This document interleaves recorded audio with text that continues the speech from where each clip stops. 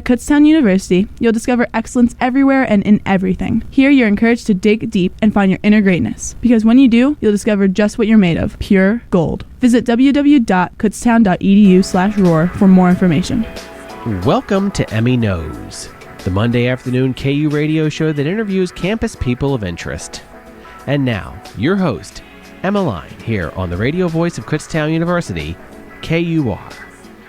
You're listening to the radio voice of Kutztown University, KUR. My name is Emmeline, and you're listening to Emmy Knows, a weekly get-to-know-you featuring the people who help make KU great. So in the studio with me today is Dr. Donavan McCargo. He's the Assistant Vice President and Dean of Students here at KU. Thank you so much for being here. It's a pleasure to be here. Thank you. I'm so excited. So I saw you speak at Unity Day at the beginning of the semester, and I'm so excited to meet you. And we've been chatting a little bit about Iowa and our travels. Sure. But today here in Kutztown, it's a beautiful afternoon. But I don't know if you've heard, but I guess we're getting some snow Friday morning. That's what I heard as well. And I think Looking forward to it. Really? I personally am so scarred after last semester with all those snow days. But okay, so you're a snow guy. I am. I guess that's my Iowa experience, being there for 2 years, and it snowed, I think, beginning in October. So wow. Snow is familiar to me. So jumping right into the reason you're here today. So when I started my show at the beginning of the semester, I asked people who they most wanted to hear from, and your name was at the tippy top of the list. So, I've seen you speak, I've seen you around campus, sort of not stalking you, but I'm oh, that's him. But I don't really know what the Dean of Students does. So I'm really excited that you're here to talk about that. So you started at Kutztown in August 2017, correct? That's correct. Okay, and what is your main role as Kutztown's Dean of Students? In a nutshell, is to be an advocate for students. We really want to be, when I say we, I speak of the offices and the resources that are connected to the Office of the Dean of Students. It's to be an advocate to help students who are either struggling to be here in many different facets of their experience as a college student, or students want someone to talk to. Students need support while they're away from home. We provide support to students who are trying to seek guidance, where to go, how to get there. And then the advocate piece is to sort of work with students to overcome obstacles that are so frequent. For college students, whether that's selecting a major or trying to communicate with their professor or trying to find campus resources, a job on campus, things like that is really to be accessible to students as much as possible. And in often cases, their family as well. They may have questions, concerns, and we try to step in to provide that support for them. That's awesome. And so where does the Assistant Vice President title play into that role?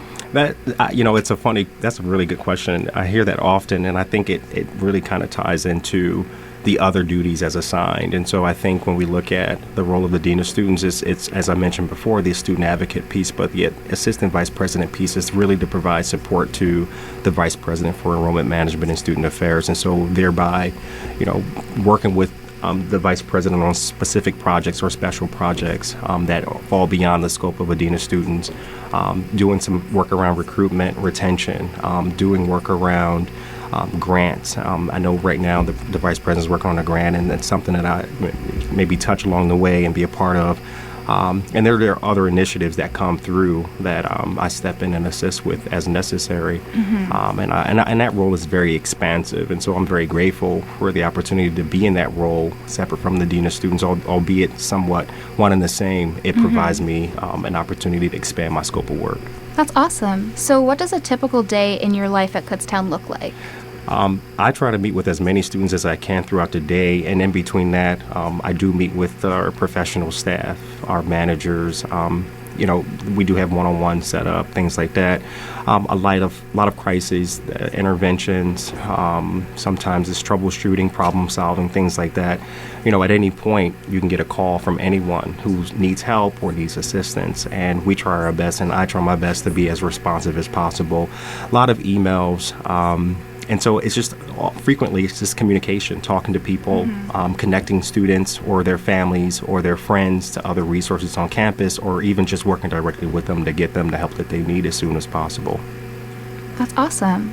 So, from what I understand, your undergraduate degree and your doctorate are both from Rowan University in New Jersey. That's correct, yeah. But they're on like two different spectrums. Right. I did my research. You did. So, marketing and higher education. What made you switch from like a marketing concentration to higher education when you went to grad school? Wow, it's a great question again. Initially, I went into the College of Business at Rowan thinking, the Royal College of Business thinking that I was going to go into a profession or career focus that was going to help me make a lot of money. You know, in the business where I grew up, when a person gets a business degree, the interpretation is that they're going to make a lot of money. And for me, growing up the way we did and where we did grow up, it was imperative for me to find a career focus that was going to help me make money and provide for my family. But as an undergrad, I had a lot of great mentors and a lot of different experiences that really transformed my mindset in terms of what's important and being purpose driven in terms of working with students. I was an RA. I worked in the president's office as an undergraduate student. I was involved in the student government board or the student government association. And so all of those different experiences really helped to guide me into the profession and help me get a sense of what I wanted to become and what I wanted to do. I didn't know I was going to become a dean of students, but I did know that I was going to be working in higher education. And I knew, too, that I would have to earn a terminal degree in order to progress in this career field and ultimately be where I'm at today. And I think for sure without a doctorate degree, I don't think I would be sitting here. So I'm grateful for the opportunity to pursue that at Rowan and to have earned it. So I'm very fortunate for that. That's so awesome. So how does your mix of like the marketing and then, like you were saying, being an RA, working in the president's office, how does that help you in your daily projects and tasks as a dean here? Well, I think for me, and I don't know if it's just the character trait or if it's the skills that I honed as a result of getting a bachelor's degree in business, but being organized, presentation skills are very important, professionalism in the field of business, not to suggest that other fields don't have these expectations, but it is sort of an expectation that you present a professional demeanor or persona, and I think for me, having that background, interacting with so many different people through internships or through career fairs, things like that, really kind of positioned me to be professional, be a good presenter, developing PowerPoints, understanding data and information.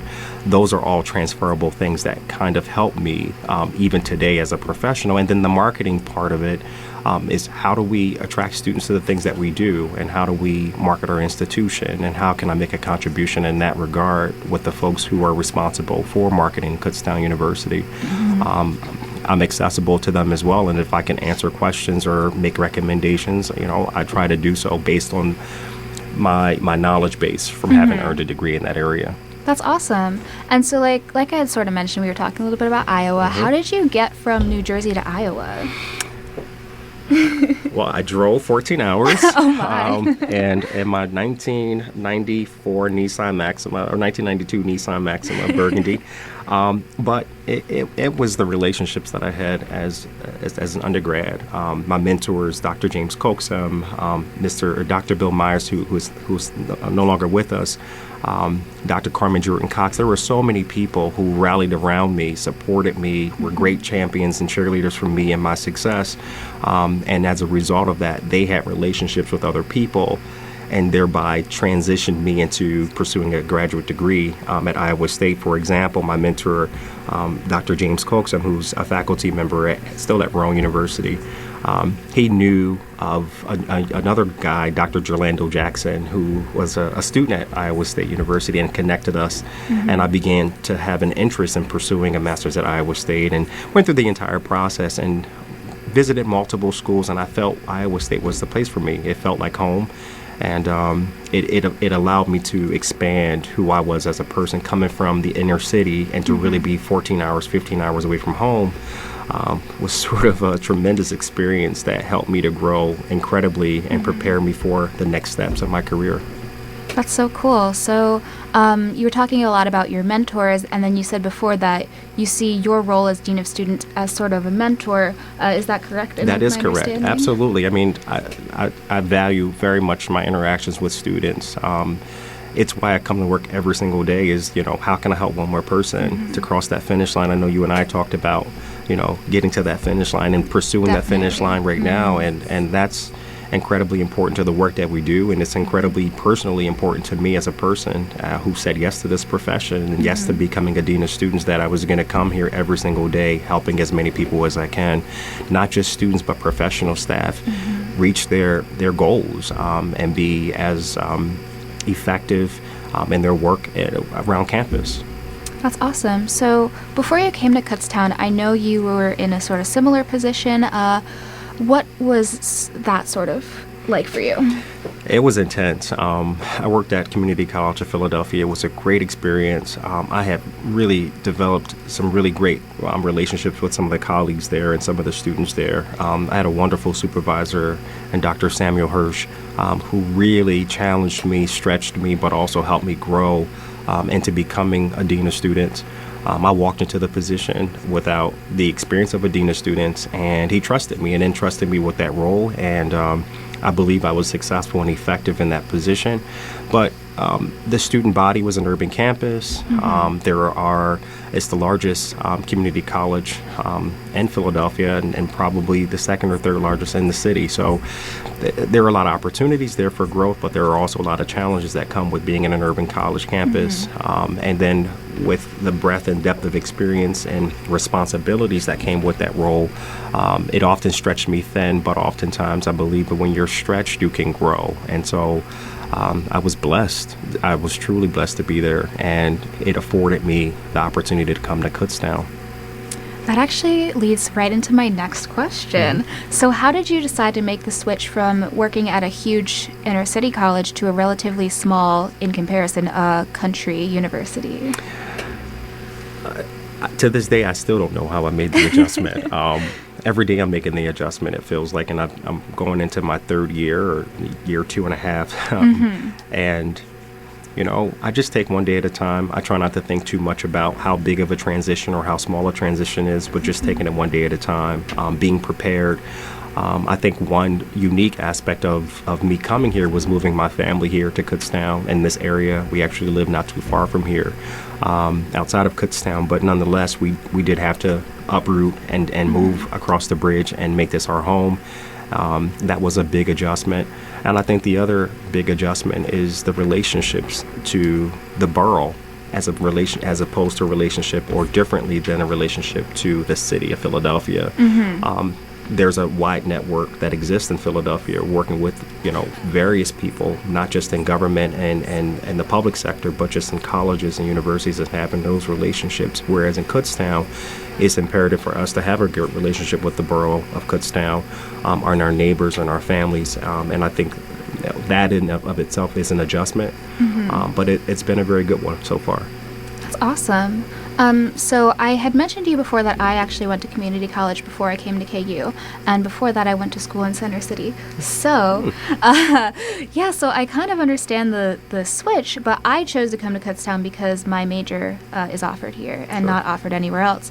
But what kind of advice would you give to a student who's lived in a more metropolitan area, like we were saying, on choosing to attend a more rurally located school like KU?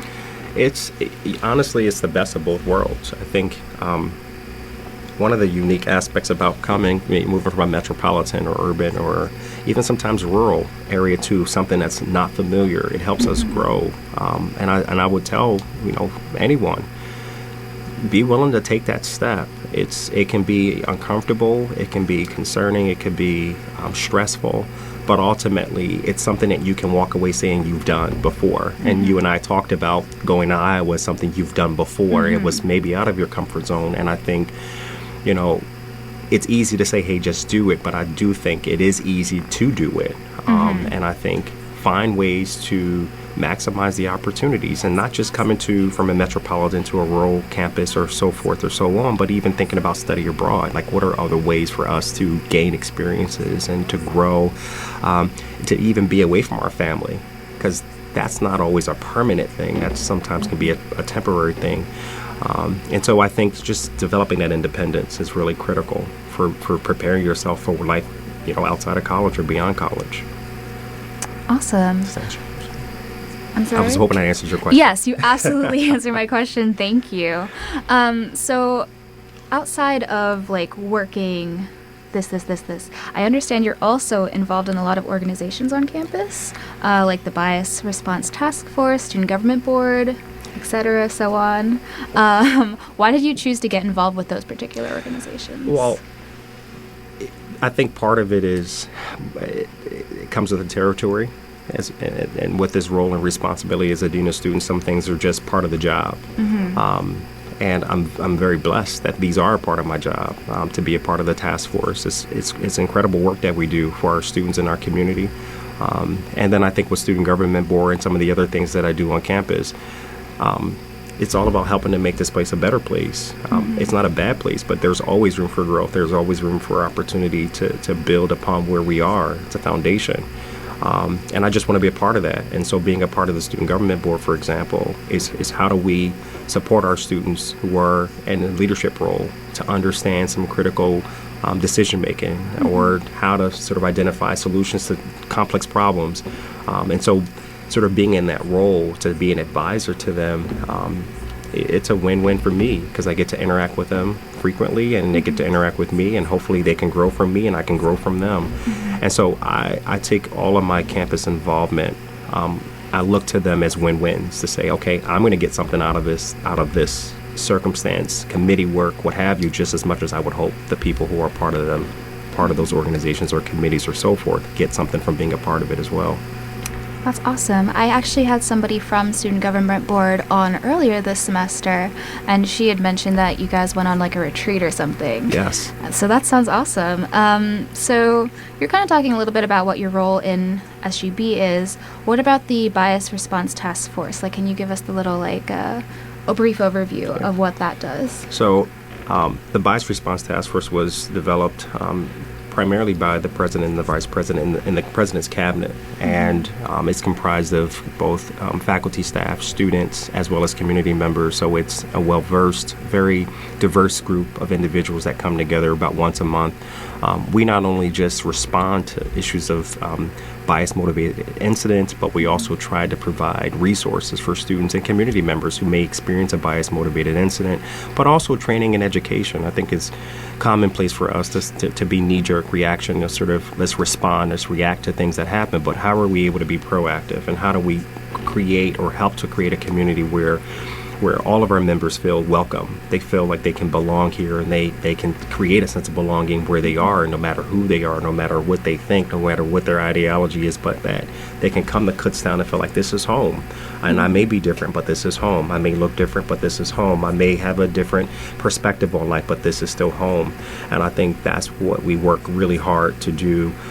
The president and I, who I co-chair with, is really an awesome guy, a really thoughtful person, and cares about our students and what we are able to do for them to make their experience here even more better or better than it is. So I'm very fortunate to be a part of that and to have my hand, so to speak, in developing this community. And how can students become more involved with the Bias Response Task Force or Student Government Board? So with Student Government Board, we meet every Tuesday at 5 p.m. in the AF in the academic forum. And we're also posted on Engaged. We have a really strong social media following as well, so anyone can find us through different modalities, mediums in terms of communication. And if students are interested in serving in a more leadership role, they can also self-nominate themselves for a role or be nominated. So there are always opportunities to not just, but there are opportunities to get involved in a more assertive way and to make a bigger contribution to Kutztown University.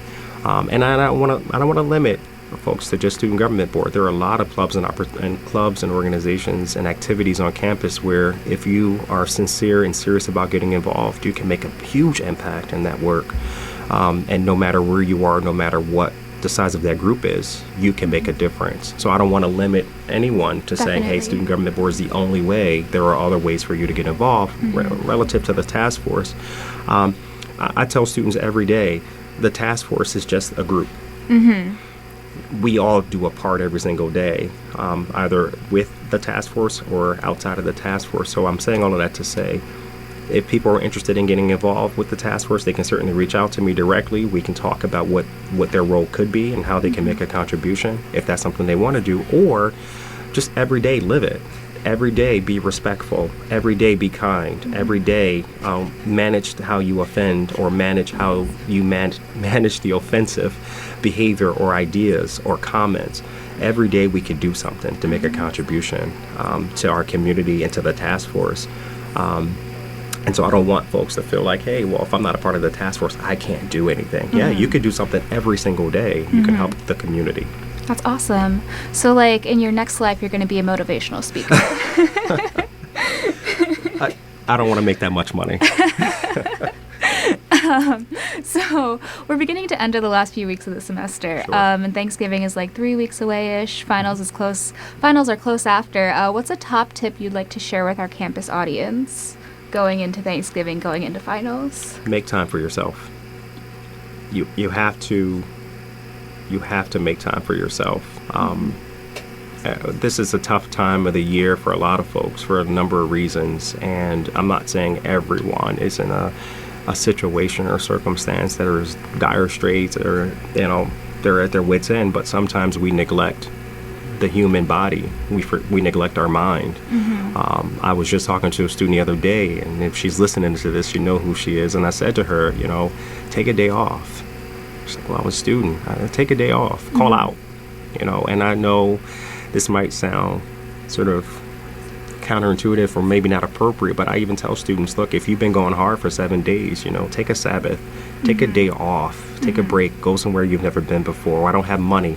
Ask a friend to carpool with them and maybe go to their home for a weekend, spend time with their family. But you have to disconnect.